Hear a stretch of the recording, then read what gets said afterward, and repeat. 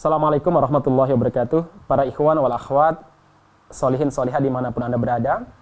Semoga Allah Subhanahu wa Ta'ala merahmati Anda semuanya, mengampuni dosa-dosa Anda semuanya, serta memberikan keberkahan kepada keluarga Anda, harta Anda, usaha Anda, dan mudah-mudahan itu juga berlaku bagi kita. Mari kita saling mendoakan. Di bulan yang penuh barokah ini, kita kembali bersama dengan An-Najah TV sebagai sebuah media dakwah yang punya komitmen menginspirasi orang-orang di sekitarnya untuk senantiasa komitmen dengan syariat Allah Subhanahu wa Ta'ala. Jemaah sekalian, dalam kehidupan kita ini yang dicari oleh orang adalah kebahagiaan, dan yang dihindari oleh banyak orang adalah kesengsaraan maupun kesedihan, entah itu malapetaka dan lain sebagainya. Saya yakin seorang dokter bekerja siang malam, bahkan sebelum dia kerja, dia belajar sejak SMA-nya dengan rajin sekali belajarnya. Kemudian ketika masuk kedokteran, dia belajar dengan sungguh sangat serius. Dan dia bekerja setelah dia selesai mendapatkan gelarnya. Bahkan tidak puas sampai di situ, dia tambah menjadi spesialis. Tidak sekedar spesialis, jadi subspesialis, jadi konsultan misalkan. Jemaah sekalian, saya yakin salah satu alasannya adalah apa? Mencari kebahagiaan. Seorang tukang beca yang mengayuh becanya tiap hari di tengah teriknya matahari yang luar biasa, lapar menahan puasa, saya yakin salah satu alasannya adalah apa? Mencari kebahagiaan. Entah untuk dirinya atau membahagiakan orang yang dia cintai. Karena membahagiakan orang yang dia cintai adalah kebahagiaan tersendiri baginya. Saya yakin jemaah sekalian, apapun aktivitas kita adalah menghindari kecelakaan, menghindari mara bahaya, menghindari kesengsaraan, dan mencari kebahagiaan. Baik jemaah sekalian, sudah banyak orang berbicara masalah kebahagiaan. Tapi kalau kita berbicara kebahagiaan, kita juga harus berbicara kesengsaraan. Berbicara apa? Malapetaka. Kalau ada orang berbicara sumber-sumber kebahagiaan, maka kita juga harus berbicara sumber-sumber petaka. Agar apa? Agar kita imbang, ma'asyiral muslimin. Kalau kita hanya berbicara kebahagiaan tanpa mengetahui jurang-jurang petaka, maka di saat kita meraih kebahagiaan, tiba-tiba terjatuh dalam jurang petaka tersebut, maka nasib begitu sangat menyakitkan sekali. Ma'asyiral muslimin yang mudah-mudahan dirahmati Allah Subhanahu wa Ta'ala. Ada orang kaya, ada orang miskin, ada orang yang jahat, ada juga orang yang baik. Jemaah sekalian, orang kaya bisa mendapat kebahagiaan, tapi juga bisa mendapatkan kesengsaraan. Orang miskin tidak selamanya baik, dan tidak selamanya buruk juga. Dia kadang merasa kebahagiaan, tapi juga kadang merasakan kesengsaraan. Nah, ma'asyiral muslimin, apa sih itu semuanya? Pengaruhnya apa saja? Jemaah sekalian, dalam sebuah doa yang diajarkan oleh Nabi Muhammad SAW, kita diminta untuk meminta perlindungan kepada Allah dari 4 perkara yang menjadi sumber petaka.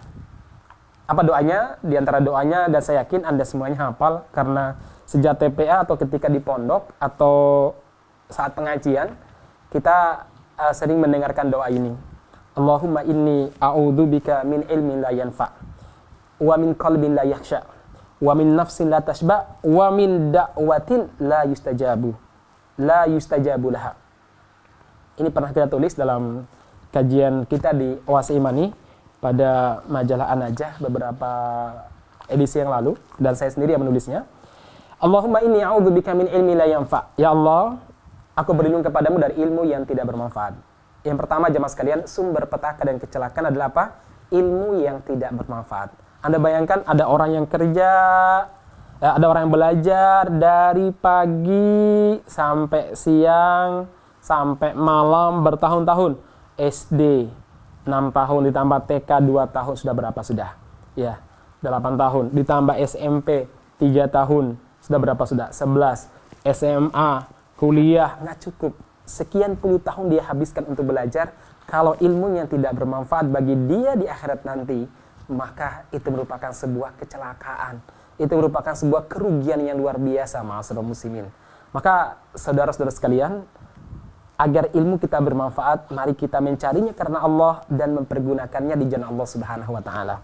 Sungguh celaka orang yang belajar, menghabiskan waktunya untuk belajar, tapi ilmunya tidak bermanfaat. Tidak bermanfaat bagi dirinya, tidak bermanfaat bagi keluarganya, tidak bermanfaat bagi masyarakatnya, dan juga tidak bermanfaat bagi agamanya. Tidak bermanfaat bagi dia di dunia, dan tidak bermanfaat bagi dia di akhirat.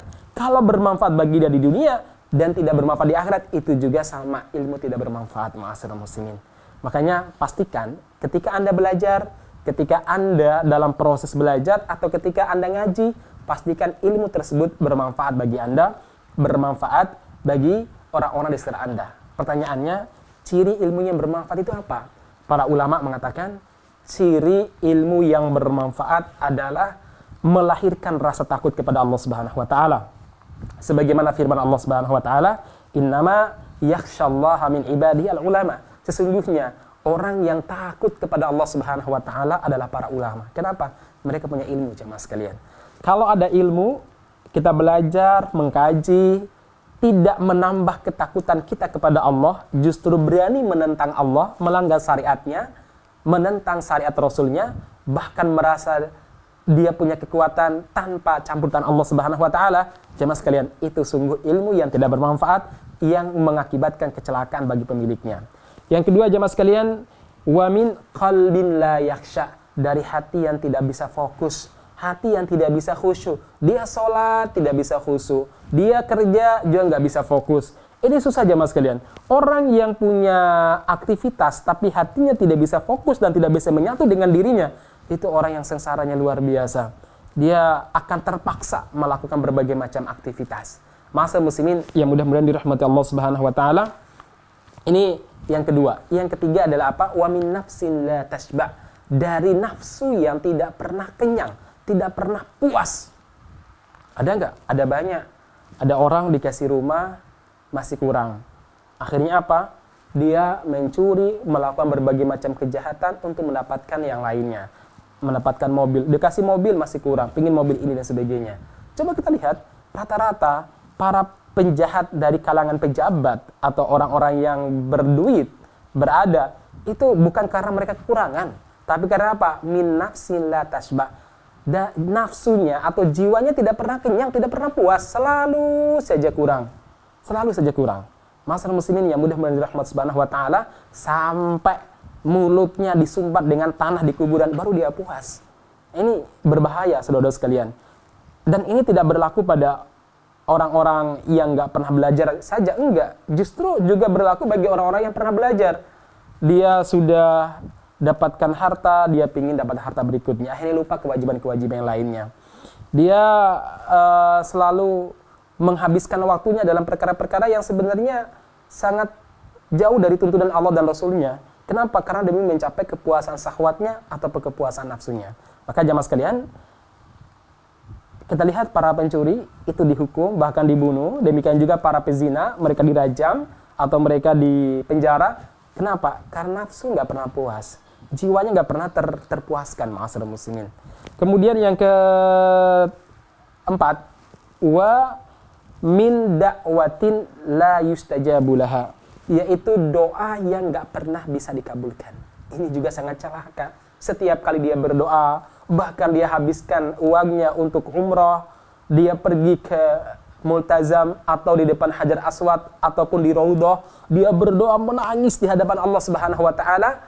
Tetapi kalau dia termasuk orang yang tidak diijabahi doanya, Allah Subhanahu wa taala tidak akan mengijabahinya. Masyaallah muslimin yang mudah-mudahan dirahmati Subhanahu wa taala, maka kita berlindung dari doa yang enggak pernah dikabulkan.